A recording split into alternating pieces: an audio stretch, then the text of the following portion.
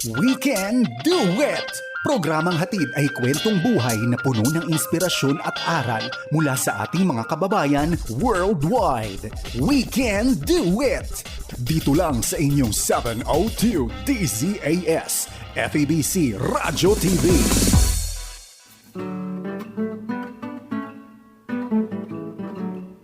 And from Southern California, the Far East Broadcasting Company presents We Can Do It!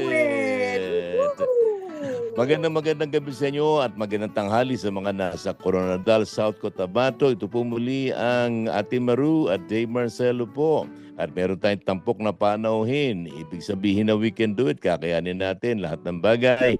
Weekly program po ito na kung saan nagtatampok tayo ng hihiramin kong pangusap na Ate Maru. Kwentong may kwenta. At marami po kayong maririnig at mahahamon po kayo sa maganda ministry ng ating kapatid na Hazel. At noong Sabado, nung nakikinig ako sa ating panayam, napagpapala ako. Kahanga-hanga ang gawain ng mga abela sa bahagi ng Palawan, lalo na sa mga katutubo, sa mga kababayan natin, mga Badyaw. Ano po, hindi ko alam na lumipat na pala ang mga Badyaw galing ng Timog at nalipat sila ng Palawan. Ano po? Hindi ba nagpaalam sa'yo? Hindi po kasi nawala na lang sila bigla sa sa Mindanao at nalipat na pala. Pero nakakatuwa na kung sakali mami nanonood ng mga kaibigan natin na mga Badyaw, hindi lang po akong marunong magsalita ng inyong dialect. Pero magandang gabi po sa inyo lahat. Pagpalain po kayo ng Panginoon. At alam ko na tinatawagan kayo ni Ate Hazel para yung inyong mga anak, isama ninyo sa unang hakbang sa pangarap. Hindi po ninyo pagsisisi. Correct. Sigurado po yan. Wow. At muli ang ating guest, Ate. Yeah. Narito na tayo sa second week of the very first month of the year 2026. And a lot of blessings in store for us. Alam mo naman, ang Panginoon, makikita natin siya na gumagawa. Maski hindi natin makikita, gumagawa ang Panginoon. Amen. God is working. So, ibalik natin ang ating special guest last week. Ito po yung ministry ng Unang Hakbang sa Pangarap based in Palawan. At narito muli si Ate Hazel Pastera Abela. Ate Hazel, magandang gabi po uli sa inyo. Good to see you again. Magandang gabi muli sa inyo at magandang umaga mula sa amin dito sa Palawan. Opo. Ate Maru, bago natin panayaman ang ating Ate Hazel, bago magsimula ang ating program, nabanggit niya na siya pala ay kabahagi ng Elim Children's Home sa Tagaytay. Sa Tagaytay? Bigyan niyo nga kami ng kaunting history po. Anong taon po kayo nandun sa Tagaytay? Ito po ang role ninyo sa Elim Children's Homes, ministry pinapanguna ng Ate Esther de la Cruz, ma'am. Ang aking pong mga magulang ay pinadala mula sa Zamboanga bilang pioneering pastor sa Palawan. Wala pang school, wala pang elementary school doon sa aming bagong ministry sa Palawan. Kung kaya, kailangan kaming dalhin dito sa Tagaytay upang makapagpatuloy ng pag-aaral. So ang Elim Children's Home, as you know, ay isang ministry na ginagawa nila ni Ate Esther, mga former New Tribes missionaries. Anak ng pastor, anak ng missionary, sila ay kanilang inalagaan upang ang mga magulang ay patuloy na makakapag-ministeryo doon sa mission field. So doon kami inilagay, kaming mga pastor's kids, mga missionary kids, at doon kami nagkaroon talaga. Ako mismo doon ko tinanggap ang Panginoon bilang sarili kong pag-guide ni Ate Baby, yung doktor na kapatid ni Ate Esther. Kaya nagpapasalamat ako maging kay Pastor Proceso Marcelo na isa sa mga board members ng Elim sa kanilang pagtataguyod sa ministry na iyon. Malapit po sa puso namin ang Elim Children's Home at alam po ninyo mula sa kapatid na Ben at Nata Orculio hanggang sa kanilang mga mahal sa buhay. Naging umaten po kasi kami ng Tagaytay Bible Camp at may isang pagkakataon na naging counselor po namin si Kuya Ben orgulyo. Malaki po ang kinalaman ng Tagaytay Bible Camp at ng Elim Children's Home sa aming buhay sapagkat dito po kami nagtalaga ng aming buhay sa Panginoon. Anong taon po kayo nasa Elim, ate? 1973 to 75. At Pastor Dave, Byron, akong gustong sabihin sa inyo. Sige nga po.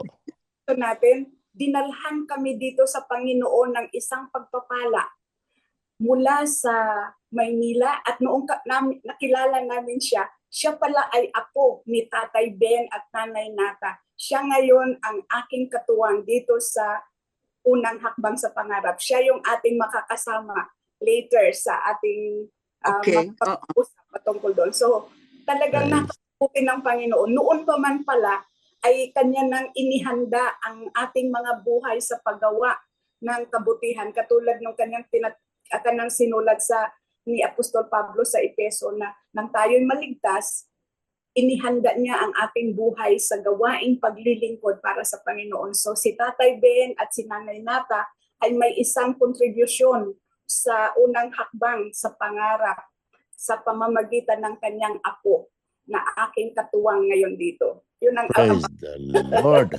Galing. Praise the Lord. Talaga na. The family gets bigger and bigger and bigger. Wow. I just remember the Bible verse and nag-stuck sa akin yun. When I had my child, train up a child in the way he should go, and when he is old, he will not depart from it. It's really very true. Very true.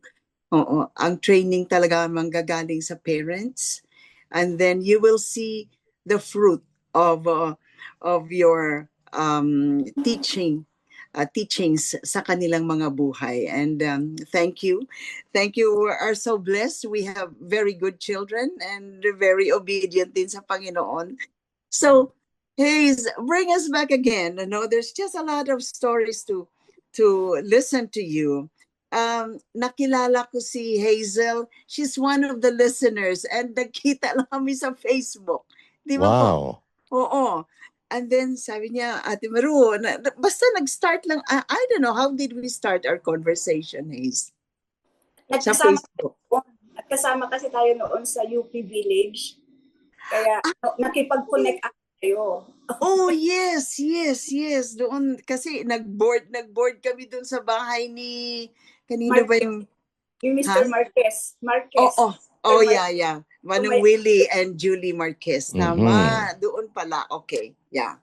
And then from then on, nakikinig na siya sa DZAS and, the story goes on and on and on. Yes, so, yes. Hayes, you have started Unang Hakbang sa Pangarap. With you have mentioned last week 4 centers na naumpisahan ni Kuya Bricks when he was alive. Now, sabi mo mayroong additional. Paano nagawa ng Panginoon yung additional 2 centers? And who are the people na tinawag niya to take care of these centers again? Because you need more people for the ministry, right? Yes. Sa Panginoon ang papuri. Lahat ng mga bagay ay kanyang ginagawa o nagkakalakit-lakit na gumawa para sa ikabubuti natin. Taong 2023 na diagnose si Bricks na nagkaroon ng lung cancer. Napakabilis ng pangyayari. So, masakit man sa aming kalooban, kailangan naming isuko ang aming mga dalangin na sana siya gumaling para sa mangyari ang kalooban ng Diyos. So, kinuha ng Panginoon si Bricks at dinala sa kanyang piling na mayroong napakagandang patutuo at tulad ng patutuo ni Apostol Pablo doon sa 2 Timothy 4:7, I have fought the good fight, I have finished the race, I have kept the faith. So noong gabi ng lamay, tinanong ko ang mga kaibigan, isasara ko na ba ngayon ang unang hakbang? Ngayon na wala na ang nagsusuporta o ang main supporter nito. Ang sabi ng lahat, huwag ipagpatuloy mo, tutulungan ka namin. At totoo na hindi lamang ang pagsuporta, kung hindi mga bagay na pinakita ng Panginoon. For the longest time, ngayon lang na ipatala o ngayon lang napa-register ang unang hakbang sa pangarap Preschool Incorporated sa Philippine Security and Exchange Commission. At nagkaroon ng mga opportunity katulad ng yung analogy na ginamit ng Panginoon para sa kanyang sarili na unless a wheat falls to the ground and dies, it would bring forth more fruit. Ganon ang ipinakita ng Panginoon. Nagkaroon ng mga ministry partners, yung kanyang mga dating kasamahan sa Adamson Christian Fellowship, yung mga kaibigan niya noon sa nung siya ay nasa Caloocan Bible Church, yung mga estudyante ko, yung mga dinala nga ng Panginoon na pagpapala para sa amin, lahat yon ay nagkakalakit-lakit na tumulong.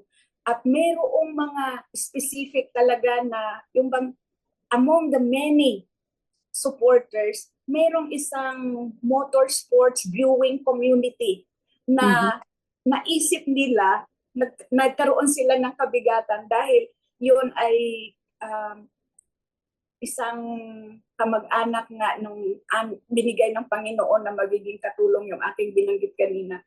Ang proceeds ng kanilang panunood ng race F1 race ay ibinigay sa unang hakbang. So yun ang ginamit para makapatayo ng mga classroom. So Praise the Lord.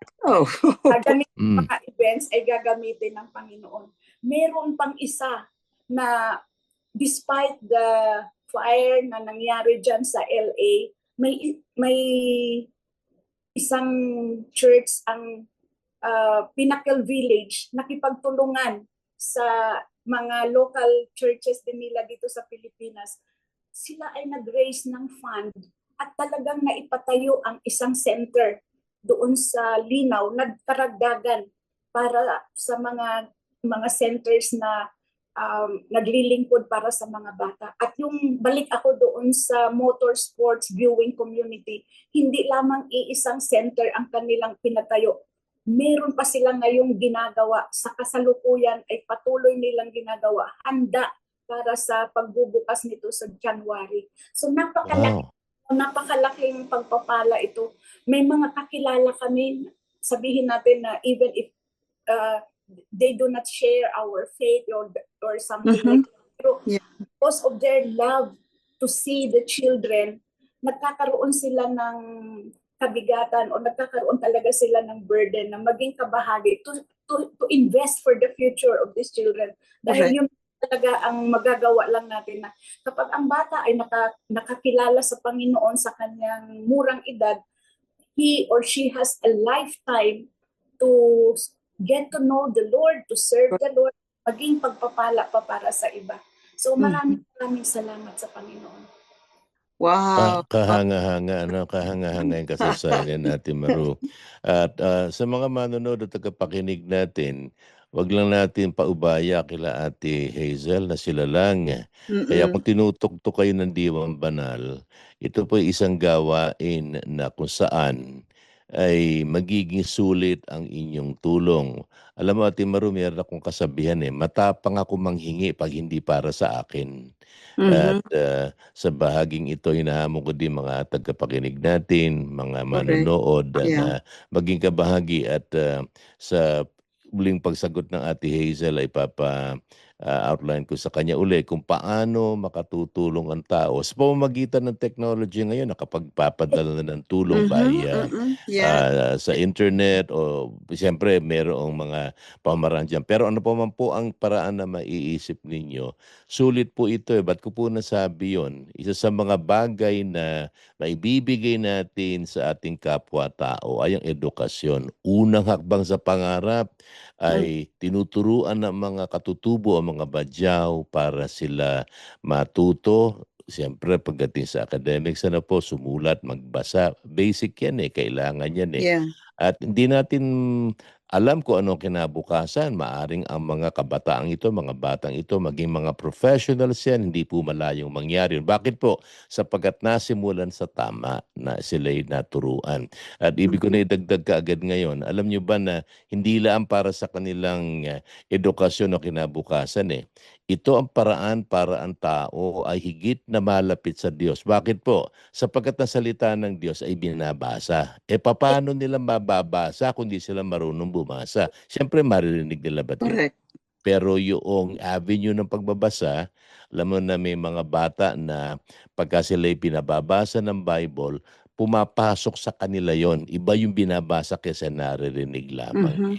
Ano po? So, Ate Hazel, sa mga tagapakinig natin, ibig ko talaga mag-issue ng challenge sa kanila. Nakatutuwa, balik natin yun dun sa, sa inyong centers. Po. Sa bawat isang sentro, Ate Hazel, ilan po ang, gaano po kalaki yan? Ilan po estudyante ang nalalaman yan? At ano po ang kapasidad, ate? Ang aming bawat center ay, as much as possible, we target 25 to 30 children. Yeah. Ideal, no, ang aming yung espasyo ay para lamang doon, or that number is not even the most ideal, pero nagagawa namin ng paraan na yung 30 na mga batang katutubo ay mabigyan ng pagkakataon talaga. So ganon ka laki at mabigyan po ng affirmation yung sinabi ni Pastor Dave, na dahil ang mga magulang na ito ay hindi naman sila lahat marunong bumasa, umaasa talaga kami doon sa mga talata ng Biblia na pinasa sa ulo namin sa mga bata dahil dala-dala nila yon sa kanilang mga tahanan. Amen. Yes. So, mga tahanan ng ating mga kababayang Muslim ay napapasok na ngayon ng salita ng Panginoon. So yung mga essential talaga ng mga talata para sa kaligtasan, sa pagkakakilala sa Panginoong Hesus, yun ang aming pinasasaulo sa mga bata, yun ang aming binibigyan ng tono para kanilang kakantahin pagdating sa totoo na ang mga bata ay napaka-effective teachers sa mga anak. Tulad halimbawa ng mga bata na sila na ang nagsasabi sa kanilang mga magulang. Sabi nila, ina, mag-sorry ka na lang ba? Kasi kami doon sa school, nagsusorry na, tapos na ang away. Tapos ang magsasabi sa kanilang mga tatay, ama, mag-sorry ka na lang ba kay ina? Madali na lang ba yan? Hindi na yan ba yan maglaki ang away ninyo? So, yung mga ganon, yung mga principles on Christian living ay napapadala na kumbaga nadadala ng mga bata sa kanilang tahanan, maging sa simpleng pananalangin bago kumain, sa simpleng pananalangin bago pumalaot ang kanilang mga ama, nananalangin ang mga bata, tapos nagpapatotoo yung ama na kapag nanalangin yung kanyang anak, marami siyang huli sa kami sa mga ganitong kwento mula sa maging sa kapag may sakit ang pamilya, yung mga bata ang nananalangin at dinidinig ng Panginoon ang panalangin ng mga bata. Yun ang ginagawa. Praise the Lord. Wow. Kahanga-hanga, no, Ate Maru, kasi pagkayang mga bata, pagka diyan nagsimula, makikinig ang magulang Akala lang natin baliktad na bata lang ang dapat makinig sa magulang. Pero sa pamamagitan ng bibig ng mga bata, nagmumula doon na mensahe ng Panginoon. At ang nakita ko, hindi lamang ebanghelyo na dadala sa mga pamilya nila, pati ang Christian values. Isipin mo yung pagpatawaran, mananalangin bago kumain, papanalangin yung kanilang ama bago mangisda. At nagkakaroon naman ng visa sapagkat ina-admit ng mga magulang na pag pinapag-pray kami ng aming mga anak, marami kaming huli. Napakaganda ministry nito. Talagang how I wish makapunta tayo, Ate Maru, sa Palawan. Yeah. At Why not? hindi lang, wag lang kayo magpunta sa Puerto Princesa para mamasyal o kaya sa Coron, sumaglit naman kayo sa bahagi ng, nasa ang bahagi po kayo What is the ng Palawan, ate? Nasa South Part kami, doon sa Batarasa at Brooks Point. Yun yung pinakadulong bahagi ng Lalaw. Kami na yung backdoor papunta sa Malaysia.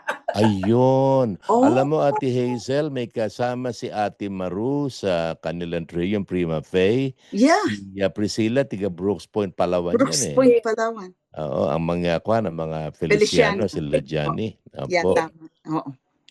Praise God. You are Wow.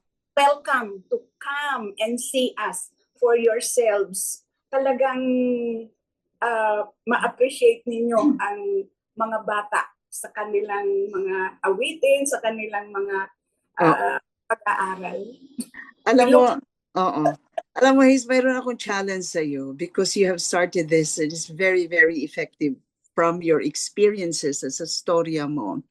Would you be willing to do some seminars for other places in the Philippines na gusto din nila mag-umpisa ng ganitong ministry? Yes, we are. Oh. Yes, yes. Kasi Napaka-effective, napaka-payak ang programa. mhm, Madaling gawin, madaling i-replicate. Basta mayroon lang puso na magmahal sa mga katutubo. Kasi yun naman talaga ang gusto ng Panginoon, di ba, na mahalin natin yung mga bata. So, yun ang kaya correct. natin gawin. Yes, yes, yes, yes. And it's a big responsibility for parents. For parents, sa mga kamag-anak talaga, unahin talaga yung mga bata. And I'm glad to know na pwede ka rin pala imbitahin, let's say, sa ibang lugar to do a seminar, how to start a ministry like Unang Hakbang sa pangarap. But I think this has to be hindi lang duplicated but triplicated or more than the thing, no? If you can travel also from other parts, no? So it's makikipag-contact lang sila sa inyo, sa ministry ninyo. Nakikita ko, Well, Ate Maring ko na bago mabigay announcement natin, isa lang ibigay na comment na nakikita ko yung continuation. Palibasa, ang ating Ate Hazel ay anak din siya na misyonero. Nasimulan siya bilang bata correct. na imulat sa salita ng Diyos, na-catch niya yung vision, nakuha niya yung vision na ito'y hindi lamang kanya ipamuhay nung sila lumalaki, I'm sure. Kundi ngayon, naipagpapatuloy niya yung ministry nila related doon. Kaya nasimulan sa isang child, ang Ate Hazel, at ngayon as an adult, ganoon din ang kanyang ministry, training up children para sila maging maglingkod naman sa Panginoon. At napakaganda ng kanilang pangalan, Unang Hakbang sa Pangarap. Tulad ng sinabi ni Ate Hazel, hindi itong kawakasan, unang hakbang pa lang ito. Meron Correct. pang susunod na hakbang at dinadalangin natin pati ang mga estudyante doon. At mabuhay po kayo, Ate Hazel, at pagpalain kayo ng Panginoon sa inyong matinding gawain. Malaki niyan sa kalooban ng Panginoon. Marami pang Amen. madalagdag. Ate Maru, ikaw po. That's right. So, keep in touch lang mga kaibigan kung ano pong masasabi ninyo about Unang Hakbang. Sumulat lang po kayo sa ating programa. Okay, just a reminder, ang ating programang We Can Do It at ito ay napapakinggan sa FEBC Radio TV. At napakaganda kasi napapanood din tayo sa Facebook Live. At ganoon din sa YouTube channel ng 702 DZAS FEBC Radio TV. At ganoon din sa ating mga kababayan dyan sa Coronadal, South Cotabato, ipagsabi po ninyo na makinig sa ating program at especially sa station DXKI. Ang ating program naman ay mapapakinggan tuwing Miyerkules ng hapon, 5:30. So DXKI 1062, Coronadal, South Cotabato. Well, mabilis ang panahon, ano? Dave, there's just so many things that we can thank the Lord for dito sa ministry na ginagamit hanggang ngayon. Ang Panginoon ay gumagamit pa ng simple people. We can call this maybe a very simple ministry. Turuan mo lang naman yun ng pagbabasa at pagsusulat. Pero this is the beginning. Ito yung itinanim natin sa mga bata. And we can hear a lot of testimonies from this ministry na mga professional na sila ngayon. So yan, ito na yung program natin, mga kaibigan. So kami po ay pansamantalang magpapaalam. Ako po si Ate Maru Cepeda Javier. Dave Marcelo po at looking forward sa ating susunod na panayam at marinig natin ang kasaysayan ng mga tagumpay naman na ating pinag-uusapan dito sa ating interview. Tandaan natin, tulad na sinabi ni Apostol San Pablo, magagawa natin ang lahat ng bagay. Ano man ang problema, ano man ang pagsubok sa buhay, malalampasan natin yan. At higit sa lahat, magagamit tayo ng Panginoon tulad ng Ate Hazel at ng unang hakbang sa pangarap. Tandaan natin na kapiling natin ng Panginoon. Muli po, salamat sa inyong pakikinig. May kasabihan nga dito sa Estados Unidos, we know you have choices, pero pinili ninyo kami. Alam namin na pwede kayong makinig ng ibang istasyon ng radyo ngayon at pwede kayong ibang gawin, pero pinasya ninyo, pakinggan kami. Salamat sa Panginoon at alam kong nasulit ang inyong kalahating oras ng pakikinig sa ating panayam sa Ate Hazel. At hanggang sa susunod nating pagsasama-sama, maraming salamat kay Shira May Gabornes, ang ating engineer sa control, matapat ang nagre-record. At tandaan natin, basta kasama natin ang Panginoon, sabay-sabay tayo, Ate Hazel and Ate Baru. Pagkasama natin ang Panginoon sa buhay, we can do it! Bye-bye for now. I'll see you again next week, mga kaibigan. Thank you and God bless us all. Inyong narinig ang We Can Do It! Dito lamang sa inyong 702 DZAS, FEBC Radio TV, Agapay ng Sambayanan.